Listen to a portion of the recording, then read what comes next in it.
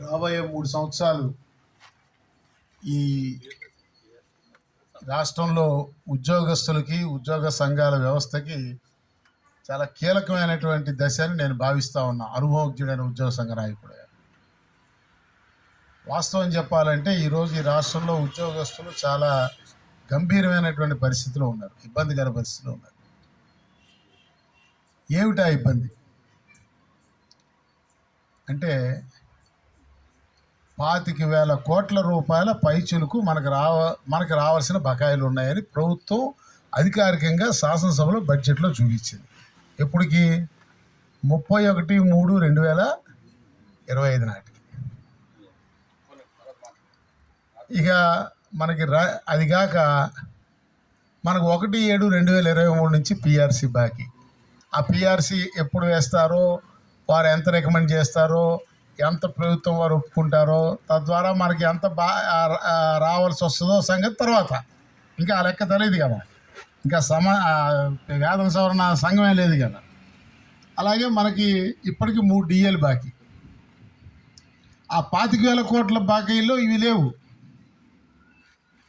రేపు మళ్ళా జూలై 1వ తారీఖుకి 4వ డిఏ బాకీ. ఇన్ని వేల కోట్ల, సరే ఇక సరెండర్ లీవులు ఇవన్నీ పక్కన పెట్టాడు. ఇన్ని వేల కోట్ల రూపాయల సొమ్ము ఎలా వస్తుంది, ప్రభుత్వం ఎలా ఇవ్వగలుగుతుంది అని అనుకుంటున్నారు మీరు? సో నా ప్రశ్న, నాకు ఒక సగటు ఉద్యోగస్తుడుగా నాకు అర్థం కాల. మీరు చెప్పండి. మీరు ఇప్పుడు ఎలా, ఇప్పుడు ఇదైతే అందరికీ తెలిసిందే కదా. ఇప్పుడు నేను చెప్పిన దాంట్లో మీకు తెలియనిది కొత్తదనం అయితే ఏం లేదు కదా. 25,000 కోట్లు బాకీ అనేది బడ్జెట్లోనే చూపించారు. పైపొచ్చి ఇప్పుడు ఏమో 5 సంవత్సరాలు బట్టి ఏమైపోయారో కనబడిన వాళ్ళందరూ 5 సంవత్సరాలు కంట్రోల్లో ఉంటామని చెప్పిన వాళ్ళు, పైగా డిఏ అదే మనకి రావాల్సినటువంటి డిఏ ఏరియర్స్ జీపీఎఫ్ అకౌంట్లో వేసి తిరిగి డెబిట్ చేసేస్తే దొంగతనం అని నేను చెప్తే, అబ్బాయి కాదు టెక్నికల్ మిస్టేక్ అని చెప్పారని చెప్పిన వాళ్ళు, మాకు రావాల్సినవి ఇచ్చేసారని టీవీల్లో ఎన్నికల ముందు ఇంటర్వ్యూలు ఇచ్చిన వాళ్ళు, వాళ్ళంతా ఇవాళ మళ్ళీ కులాల పేరు మీద కొత్తగా నాయకులు అంటూ పైకి వచ్చి 25,000 కోట్లు బాకీ గత ప్రభుత్వం అన్యాయం చేసింది, గత ప్రభుత్వం అన్యాయం చేసిందని చెప్తా ఉన్నారు. అదేమో గత ప్రభుత్వం అన్యాయం చేయడానికి తప్పట్లు కొట్టింది మీరే కదా. గత ప్రభుత్వంలో మనం తప్ప ఇంకెవరు ప్రశ్నించలేదు కదా ఆర్థిక బకాయిల గురించి. జీపీఎఫ్ దొంగతనం చేసామని మనం తప్ప ఇంకెవరు మాట్లాడలేదు కదా. మనం దొంగతనం చేసామంటే కాదు టెక్నికల్ మిస్టేక్ అని అన్నారు కదా. ఇవాళ ఈ రాష్ట్రంలో ఉద్యోగస్తులు, వారి తరపున ప్రాతినిధ్యం వహించే ఉద్యోగ సంఘాల వ్యవస్థ ఒక బఫూన్ల ఆట మాదిరి మారిపోయింది. I'm very sorry to use this word. మరో పక్క చూస్తే ఎప్పటికీ ఇంక ఈ ఉద్యోగస్తులు ఏకం కారు. వీళ్ళు కులాలు, మతాలు, ప్రాంతాలు వారీగా విడిపోయి ఉన్నారు. ఈ వన్ అప్ మ్యాన్షిప్ కోసం ఆధిపత్యం పోరులో ఉన్నారు కాబట్టి వీళ్ళు ఎప్పటికీ కలవలేరు. కాబట్టి వాళ్ళు కలవనంత వరకు మనకు వచ్చిన ఇబ్బంది ఏం లేదు. కాబట్టి వాళ్ళ గురించి మనం ఏం ఆలోచించక్కర్లేదని ప్రభుత్వాల ధోరణి. ఇది చాలదన్నట్టు ఏ ఒక్క శాఖలో ఒక్క సర్వీసు వ్యవహారం కూడా పరిష్కారం కాదు. ఆఖరికి బదిలీ అనేది ఉద్యోగికి సుప్రీంకోర్టు వారు నిర్వచించిన ప్రకారం transfer is an incident in service. అంటే ఉద్యోగి సర్వీస్లో ఎదురయ్యే ఒక సందర్భం మాత్రమే అని చెప్పింది సుప్రీంకోర్టు. కానీ ఇవాళ ఆ బదిలీయే అన్నిటికంటే మించిన అతి గొప్ప సమస్యగా మారిపోయి, ఆ బదిలీ అడిగిన చోట ఉన్న చోట ఉంచితే చాలు, ఇంకా ఏమీ అవసరం లేదనేటువంటి స్థాయికి, దానికోసం రిటెన్షన్ లెటర్ల కోసం ఎమ్మెల్యేల చుట్టూ, రాజకీయ నాయకుల చుట్టూ, సంఘాల నాయకుల చుట్టూ డబ్బులు ఇచ్చి సంఘాలని, నాయకుల్ని పొల్యూట్ చేస్తున్నటువంటి ఉద్యోగస్తుల వ్యవస్థ. ఈ పరిస్థితి కాక మా మానస పుత్రిక అంటూ ఒక వ్యవస్థను ఏర్పాటు చేసి ఆడవాళ్ళు క్షమించాలి, అది ముండో ముత్తైదువో కాదో తెలియని పరిస్థితిలో వాళ్ళని కూర్చోబెట్టి వాడికి వాట్ నెక్స్ట్ అనే దానికి ఎవడు సమాధానం చెప్పక వాడికి పరీక్ష పాస్ అయిన దగ్గర నుంచి రెగ్యులైజ్ చేయక, నోషనల్ ఇంక్రిమెంట్లు ఇవ్వక, ఎన్విరాన్మెంటల్ సెక్రటరీ పేరు మీద తెల్లారుజామున 5 గంటలకి చెత్త ఎత్తే వాడితో ఫోటో దిగమని ఆడ వెల్ఫేర్ సెక్రటరీలని ఇన్సిస్ట్ చేసేటువంటి దౌర్భాగ్య స్థితి. సరే, ఇవన్నీ ఏదైనా ఉద్యోగస్తుడు ఎవరికైనా అప్పీల్ పెట్టుకుందామంటే ఏ అధికారైనా వాడి కింద అధికారి ఇచ్చిన దానికి అప్పీల్ పెట్టిన దాని మీద మీకు అనుకూలంగా ఉత్తర్వు ఇచ్చిన దాఖలా గడిచిన 30 ఏళ్లలో ఈ రాష్ట్రంలో ఉందా? కింద అధికారి ఇచ్చిందా ఎండార్స్ చేస్తాడు. పోనీ కోర్టుకు పోదామంటే పూర్వం ఏదైతే మనకి అడ్మినిస్ట్రేటివ్ ట్రైబ్యునల్ అని ఉండేదో, ఈజీగా సత్వర న్యాయం జరిగేదానికి అవకాశం ఉండేదో, ఎక్స్క్లూజివ్గా కేవలం ఉద్యోగుల సర్వీస్ వ్యవహారాల కోసం ఏర్పాటు చేసినటువంటి వ్యవస్థ, దాన్ని రద్దు చేసేసే కదా ప్రభుత్వం. డిసిప్లినరీ కేసెస్లో ట్రైబ్యునల్ ఫర్ డిసిప్లినరీ ప్రొసీడింగ్స్ అని టీడీపీ అని ఒక వ్యవస్థ ఉండేది, దాన్ని రద్దు చేసేసే. ఇప్పుడు ఆఖరి పరిష్కార వేదికగా ఉండవలసినటువంటి సర్వోన్నత న్యాయస్థానం అంటే హైకోర్టు, దాని పేరే హైకోర్టు కదా. ఆ హైకోర్టు తొలి వేదికగా మారిపోయింది. ఇప్పుడు ప్రస్తుతం ఎవరికైనా సమస్య వస్తే ఎక్కడ పోవాలి? ఇంకేం లేదు కదా మధ్యలో. హైకోర్టులో ఎంత పనికిమాలిన కేసు అయినా చెట్టు కింద ప్లేటర్ కూడా ₹1,00,000 ఫీజు ఉంది. హైకోర్టులో ఎవరిని అడ్వకేట్ వస్తాడా? ఎవరికైనా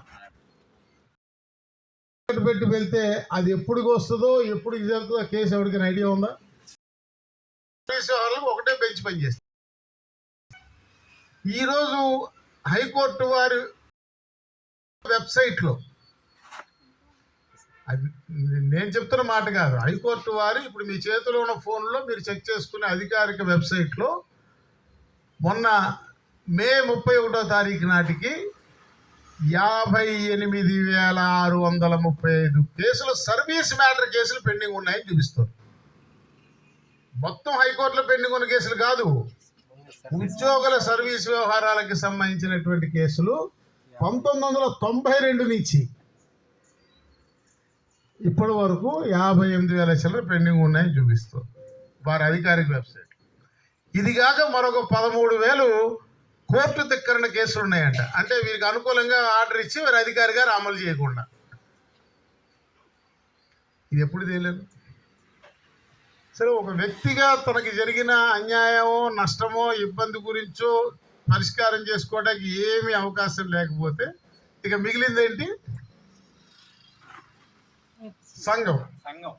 సంఘం దగ్గరికి వస్తే మరి ఈ సంఘ నాయకులు ఎవరైనా దాన్ని సంబంధిత అధికారుల దగ్గరికి తీసుకువెళ్ళి అడ్వకేట్ చేసి వాదించి మీ తరపున సమస్యని పరిష్కారం చేసే పరిస్థితి కానీ ఏమైనా ఎక్కడైనా ఉందా అంటే బహుశా ఏ శాఖకి ఆ శాఖ సంఘమే విలన్గా తయారవుతున్న పరిస్థితి అక్కడ సభ్యులకి.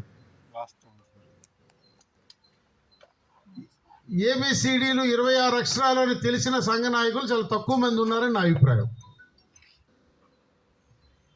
ఏ శాఖ ఉద్యోగి, ఏ కేటగిరీ ఉద్యోగి ఏ సర్వీస్ రూల్స్ కింద నియంత్రించబడతాడో తెలిసిన వాళ్ళు చాలా అరుదుగా ఉన్నారు. అసలు రాష్ట్రపతి ఉత్తర్వుల గురించి అవగాహన, లోకల్ క్యాడర్ ఆర్గనైజేషన్ గురించి తెలిసిన వాళ్ళు 1వ వేల మీద లెక్క పెట్టే స్థాయికి వచ్చేసారు. సరే, వీళ్ళు పోయి ఆఖరికి ఎలా తయారైంది ఉద్యోగ సంఘాల వ్యవస్థ అంటే బహిరంగంగా కంట్రోల్లో ఉంటాం సార్ అని వాళ్ళే చెప్పుకునే స్థాయికి వచ్చారు. నేను చెప్పడం కాదు కదా, ఉంటాం సార్ అని చెప్పారా లేదా టీవీల ముందు? బావమరిది. సరే అక్కడ ఏదో పరిష్కార వేదికగా GPF అకౌంట్లోంచి 500 కోట్లు దొంగతనం చేశారు, మాకు తెలియకుండా డెబిట్ చేశారు, డెబిట్ చేయడం దొంగతనం, వాళ్ళ పోలీస్ కేసు పెడతాను నేనంటే అబ్బాబే కాదు, అది టెక్నికల్ మిస్టేక్ అని చెప్పారు, మేము కన్విన్స్ అయ్యామని చెప్పారు.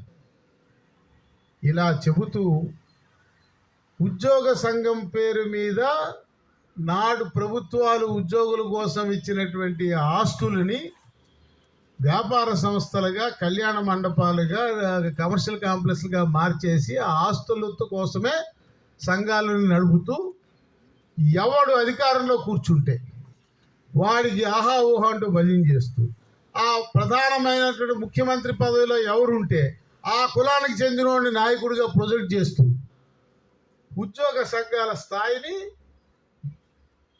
కులాలతో కూడిన వ్యాపార సంస్థలుగా మార్చేశారు.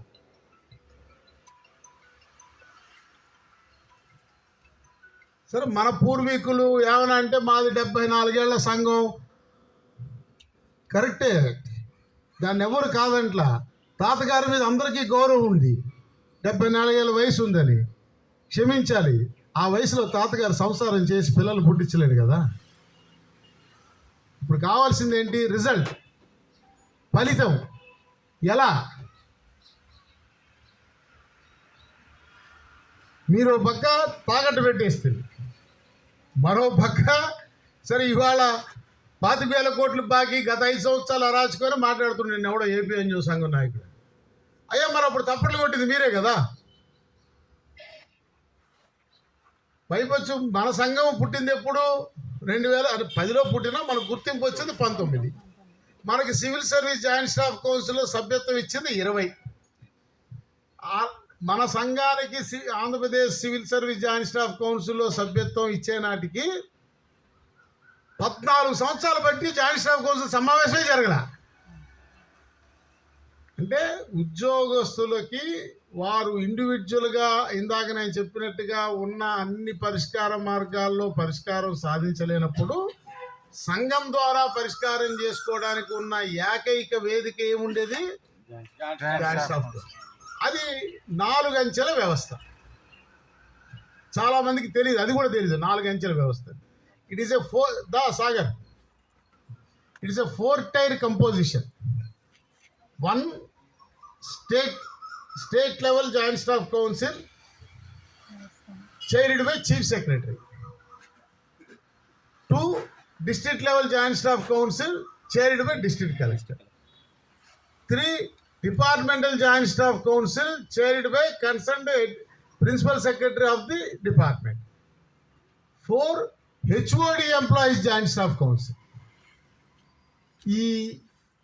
ఈ మిగతా 3 జాయింట్ స్టాఫ్ కౌన్సిల్లో అసలు ఉన్నాయి జరిగినాయి